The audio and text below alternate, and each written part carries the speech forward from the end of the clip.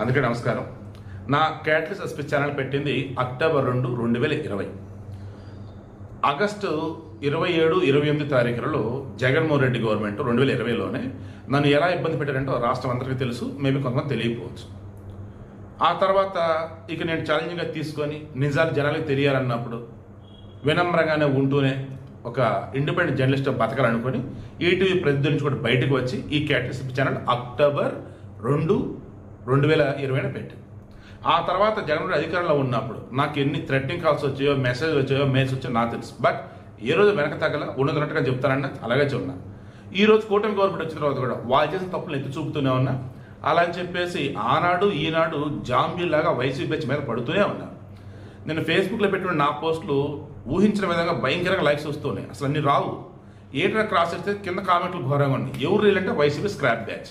వైరాలన్నారు మీరు YCP scrap batch అంటే. ఒక జర్నలిస్ట్గా జరిగిన ఇన్సిడెంట్కి సంబంధించి నేను ఎక్స్ప్లెయిన్ చేస్తూ కొన్ని పాయింట్స్ చెప్తా. అందులో ఫిల్టర్ చేసుకుంటూ పోతే ఫైనల్ ఒకటి దొరికింది. అది బుద్ధి బుర్ర లేకుండా అది అర్థంగా పిచ్చి పిచ్చి కామెంట్లు. ఇక మన దగ్గర కూడా మద్యం వల్ల, కూటమి ప్రభుత్వం మద్యం పాలసీ వల్ల, కూటమి ప్రభుత్వం నకిలీ మద్యం వల్ల అని చెప్పేసి మరలీ వైసీపీలు పెడుతున్న కామెంట్లు చూసి ఇక నాకు అనిపించింది వీళ్ళ ట్రాన్స్లోనే ఉన్నారు, ఆ వైసీపీ ట్రాప్లోనే వీళ్ళు మారరు. అరే బాబు మీకోసం వీడియో చేశాను బట్ పెట్టలేదు, రేపు ఎల్లుండి పెడతా. కానీ జగన్మోహన్ రెడ్డి నిన్న వైజాగ్ డేటా సెంటర్ గురించి ఎంత పాజిటివ్గా మాట్లాడాడు, అదే వైజాగ్ డేటా సెంటర్ గురించి ఎంత వరస్ట్గా వైసీపీలు గత 4-5 రోజులుగా కంపు చేస్తే ఒకసారి క్రాస్ చెక్ చేసుకోండి. మరలా ఇదే చెప్తున్నా, మీరు వైసీపీ అభిమాని అయినా జగన్ అభిమాని అయినా మీ జీవితం నాశనం చేసుకోవడం తప్ప వేరేది కాదు. ఎందుకంటే కుక్కతో ఒక వంకరలాగా మీ బుర్రలో మీ సొంతంగా ఆలోచించే ఆ బ్రెయిన్ సెల్స్ ఎప్పుడు చచ్చిపోయింది. వైసీపీకి వెళ్ళారంటే చంపేస్తారు. ఇంక వాళ్ళకి తగ్గట్టుగా వాళ్ళకి తగ్గట్టు ట్యూన్ అయ్యే బ్రెయిన్ మాత్రం మీ దగ్గర ఉండాలి. పెద్ద టేకూరు దగ్గర 7 గంటలకి 8:20 2 సార్లు ఈ Tony and Nani alias Erriswamy and ఈ శివశంకర్ ఇద్దరు కలిసి మందుగన్నారు. మద్యం పాలసీ, నకిలీ మద్యం, 365 రోజులు, 24 అవర్స్, బెల్ట్ షాపులు ఉన్నాయి, అద్దరిని హడావుడి చేసుకుంటూ కామెంట్లు పెడుతున్నారు. వాళ్ళని చూసి నాకు అనిపించింది ఏ మనుషులు రా వీళ్ళు, అసలు ఇన్సిడెంట్లు పెట్టేది ఏంటని. ఇప్పుడు వైసీపీ బ్యాచ్ ఎలా ఉంటారంటే వాళ్ళకి నోటికి ఏది వస్తే అది అంటూ ఉంటారు, చేతికి ఏది వస్తే కామెంట్లు పెడుతూ ఉంటారు. రియాలిటీని చెక్ చేసుకున్నప్పుడు ఆహా అదే సర్లే అని వెళ్ళిపోతారు తప్ప చిచ్చి మన పరువు పోయిందిరా అన్న ఆలోచన వాళ్ళకి రాదు. ఎందుకంటే పరువు లేదు, అందుకే అట్లా తిట్టంగా వాగుతుంటారు. నిన్నటి వైజాగ్ డేటా సెంటర్కి సంబంధించేసి వాళ్ళు ఘోరంగా కామెంట్లు పెట్టుకున్నారు, పోస్టులు పెట్టారు, వీడియోలు పెట్టారు. జగన్ వచ్చే అబ్బాయి అదేం లేదని చెప్పేసి ఒక మొక్కలు తేల్చి పడేశారు.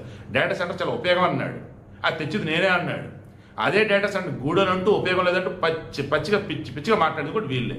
సో ఇప్పుడు ఇష్యూ అంటే నేనేం చెప్తున్నాను, ముందుగా మందు కొనుక్కొని నైట్ అంతా తాగుతూ ఉండవచ్చు, అండ్ ముందుగా మందు కొనుక్కొని తాగేసి అతను కాసేపు పడుకొని మరలా లేచి బయలుదేరి ఉండొచ్చు. సో ఆ ప్రమాదం జరిగింది. ఈ ప్రమాదం జరిగిన దానికి సంబంధించి నేను ఎక్కడన్నా కానీ డ్రైవర్ వెనకేసుకొచ్చానా, వేమూరి కావేరీ ట్రావెల్స్ వెనకేసుకొచ్చానా, కోట ప్రభుత్వం వెనకేసుకొచ్చానా? మరి ఎందుకురా నా దగ్గర ఫేస్బుక్లోకి వచ్చి కామెంట్లు పెడతారు, యూట్యూబ్లో కామెంట్లు పెడతారు?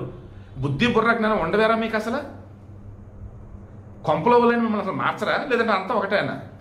ఇప్పుడు నా బాధ అంతా ఏంటంటే ఒక సీరియస్ ఇష్యూ తీసుకొని జనాల మేలు కోసం ఒక వీడియో చేస్తూ ఉంటే అసలు ఏమి చూసి చూడకుండా కింద కామెంట్ పెట్టుకుంటా పోతున్నారు. అసలు మళ్ళీ చదువుకున్న ఉన్నారు. మరలా చెప్తున్నా, ఈ ఎర్రిస్వామి అనబడే వ్యక్తిని ముందు వీడిని అరెస్ట్ చేసి లోపలేయాలి. వీడు చెప్పాడని చనిపోయిన శివశంకర్ మీద కుటుంబ ప్రభుత్వం కేసు పెడతామంటే, పోలీసులు కేసు పెడతామంటే ఎవరైనా వెనకేసుకురావటానికి డ్రైవర్ అనా, ట్రావెల్స్ వాళ్ళనా, లేదు తప్పంతా శివశంకర్ అని చెప్పి చూపించేసి కేసు క్లోజ్ చేద్దామనా? మొత్తం 19 మంది చనిపోతే 18 మందికి DNA శాంపిల్స్ సంబంధించి రిజల్ట్ వస్తే వాళ్ళ బంధువుకి అప్పచెప్పారు. ఇంకా ఒకళ్ళు ఎవరు ఏంటి ఇప్పటికీ తెలియదు. 50 సంవత్సరాల వయసు, అతను 100,000 ఎక్కున్నాడు ఆరాం గారి దగ్గర హైదరాబాద్లో. రిమైనింగ్ 20 మంది ఇళ్ళకి వెళ్ళిపోయారు. నారాయణ అండ్ లక్ష్మయ్య ఇద్దరు డ్రైవర్లు పోలీసు అదుపులో ఉన్నారు. ఇప్పుడు పోలీసులు వచ్చేసి ఏం చేశారు, ఉలిందకొండ ఏదో ఉంది కదా ఈ కర్నూలు దగ్గర, ఈ చిన్నటేకూరు ప్రమాదం జరిగింది కదా, అది ఈ పోలీస్ స్టేషన్ లిమిట్స్లో ఉంటుంది. అక్కడ మొత్తానికి పట్టుకొచ్చారు ఎర్రిస్వామిని. ఇప్పుడు ఎర్రిస్వామి వచ్చేసి ఏం చెప్తున్నాడు, నేను వద్దు వద్దన్నా ముందు తప్పించాడు, నేను వద్దు వద్దన్నా బండి మీద ఎక్కించుకొని పోయాడు, నా ప్రాణం పోయేది, ఇప్పుడు ప్రమాదం వల్ల ఇంతమంది చనిపోయారు శివశంకర్ వల్ల అని అతను చెప్తే పోలీసుడు అయ్యయ్యో నిజమే కదా అని చనిపోయిన శివశంకర్ మీద కేసు పెట్టారు. చనిపోయిన శివశంకర్ మీద కేసు పెట్టి ఏం మెసేజ్ ఇస్తున్నారు పోలీసులు అంటే శివశంకర్ ఫ్యామిలీని లోపలేస్తారా? శివశంకర్ బదులు వాళ్ళ ఫ్యామిలీ శిక్ష అనుభవించాలా? లేదన్నప్పుడు ఎవరైనా సరే చనిపోతే ఇన్సిడెంట్ జరిగి వాళ్ళ మీద కేసులు పెడతాం, వాళ్ళ ఫ్యామిలీని ఇబ్బంది పెడతాం చెప్తున్నారా? లేదన్నప్పుడు చచ్చినా సరే మిమ్మల్ని వదలం, పైకి నరకానికైనా స్వర్గానికైనా వస్తామని చెప్తున్నారా? బ్రతుకున్నటువంటి ఎర్రిస్వామి లోపలే పీకండి 4 ఇద్దరు కలిసి మందు తాగారు. హైదరాబాద్ నుంచి వచ్చిన ఎర్రిస్వామి ఈ శివశంకర్ పిలిస్తే డోర్ నుంచి వచ్చాడు. ఇద్దరు కలిసి మందు తాగారు. 2 సార్లు మందు షాపులకి పట్టుకొచ్చుకున్నారు. ఆ తర్వాత వచ్చేసి రక్షించుకునేది జరిగింది. మరలా అరే నేను వచ్చేసి తొగ్గుల మండలం రామాపురంకి వెళ్ళాలని చెప్పేసి చెప్పాడు. నన్ను కొత్త బస్ స్టాండ్ తెచ్చుకొని అడిగాడు. ఇతను వచ్చేసి ఎందుకురా నేను డోన్ దాకా వెళ్తే పదరా అని చెప్పేసి అన్నాడు. ఆల్రెడీ ముందే తాగున్నారు, అసలు కాస్త రెస్ట్ తీసుకున్నారు. బట్ మొత్తం అలాగే ఉండేది. నైట్ టైము హైవే అది. అలా బయలుదేరారు. అలాంటప్పుడు ఈ ఎరుసవం తప్పు లేదా? కలిసి మందాటం తప్పు కాదా? కలిసి మందాటం తప్పు కాదండి. ఊరు వెళ్ళాలని తెలిసి కూడా మందు తాగకుండా డ్రైవింగ్ చేశారు వాళ్ళు. ఆ తర్వాత మరలా మందు తాగున్నారు. నైట్ టైము డ్రౌజీగా ఉండేది, హైవే.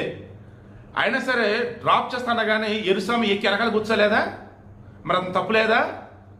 ఎలా శివశంకర్ మీద కేసులు పెడతారు? సరే పెట్టారు, ఓకే కానివ్వండి.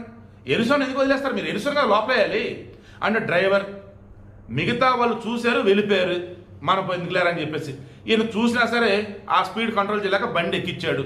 మరి నువ్వు ముందుకెళ్ళి ఆపాలి కదా, ఆపి వచ్చేసి ముందు బస్సులో కింద దించాలి కదా, అది చేయలేదు డ్రైవరు. సో డ్రైవర్ తప్పు. డ్రైవర్ లోపలేయండి, ఎరుస్వామి లోపలేయండి. చచ్చిపోయిన శివశంకర్ మీద కేసులు ఏంటి? వీళ్ళు ఆల్రెడీ మా అదుపులో ఉన్నారులే, శివశంకర్ లాగా ఇంకెవరు బలి కాకూడదు ఇలా కేసులు పెట్టామంటారా? సరే చూద్దాం, అది కూడా కోర్టులో జడ్జిలు ఏమంటారు చూద్దాం. ముందు ఆ వేమూరి కావేరీ ట్రావెల్స్ అన్న వాళ్ళు ఎవరైతే ఉన్నారో యాభై లోపలేండి. అసలు సిట్టింగ్ సీట్లు కన్నట్టు పర్మిషన్ తీసుకొని స్లీపర్ ఎలా చేశారు?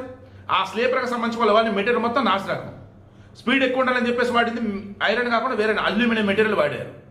అండ్ ఇంటర్నల్గా వచ్చేసి కింద ఇన్సిడెంట్ జరగగానే ఆటోమేటిక్గా ఇంజిన్కి వచ్చేసి ఈ బండి ఇది అవడం వల్ల వైర్లు కట్ అయిపోయి ఈ లాక్ సిస్టమ్ డోర్లు ఏదైతే ఉందో దాన్ని ఏం చేస్తే sensor system, lock system open అవ్వటం కోసం కొంత ఎలక్ట్రికల్గా ఇది ఉంటుంది బట్టన్లోకి ఓపెన్ అయ్యే విధంగా అది లాక్ అయిపోయింది. అక్కడ వైర్లు కట్ అయిపోయి సో డోర్ ఓపెన్ కాదు. మరి లోపల డోర్లు పగలగొట్టే విధంగా ఉన్నాయా? సుత్తులు ఉన్నాయా? ఇతను వచ్చేసి అందరూ ఎలా పట్టుకెళ్ళాడు? ఇదంతా చూసిన ఎర్రిస్వామి పోలీసులు చెప్పాడా? 108 ఫోన్ చేసి చెప్పాడా? మరి వాడి కదా లోపల ఉతకాలి, డ్రైవర్ కదా ఉతకాలి, వీళ్ళ మీద కదా కేసులు పెట్టాలి. అండ్ వేమూరి ట్రావెల్స్ని దెబ్బకి పర్మిషన్ తీసి అవతల పడేయండి వాళ్ళది. అండ్ ట్రావెల్స్ వాళ్ళకి సంబంధించి ఈరోజు నంద్యాలలో, కర్నూలులో, చిత్తూరులో, తిరుపతిలో చాలా చోట్ల చెకింగ్లు చేసి ఫైన్లు వేస్తున్నారట.